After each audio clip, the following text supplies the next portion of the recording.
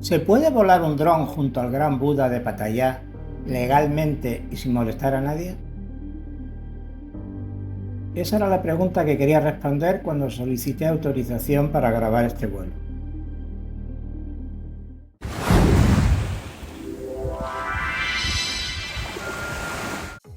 Durante varios meses, obtener autorización para volar drones en Pattaya se convirtió en una tarea complicada. Muchas solicitudes que antes eran aprobadas dejaron de recibir autorización. Sin embargo, parece que la situación está cambiando nuevamente. Gracias a ello pude grabar en uno de los lugares más conocidos de Pattaya, el Gran Buda. Un lugar que recibe visitantes todos los días y que tiene una gran importancia religiosa para muchas personas. Pero mi principal preocupación no era la normativa. La verdadera duda era comprobar si podía grabar sin molestar a quienes acudían allí a rezar, meditar o realizar ofrendas.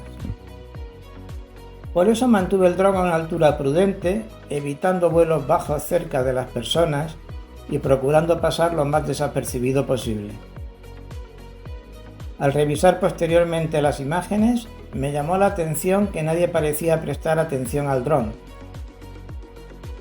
Eso me hizo pensar que, realizado con respeto y sentido común, este tipo de vuelos pueden convivir perfectamente con la actividad normal del lugar. El Gran Buda es solo uno de los lugares donde recientemente he podido volver a grabar imágenes con autorización.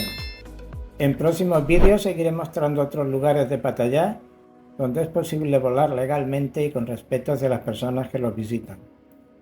Si te interesan los drones, la normativa en Tailandia o simplemente descubrir algunos de los rincones más espectaculares de Pattaya vistos desde el aire, suscríbete al canal para no perderte los próximos vuelos.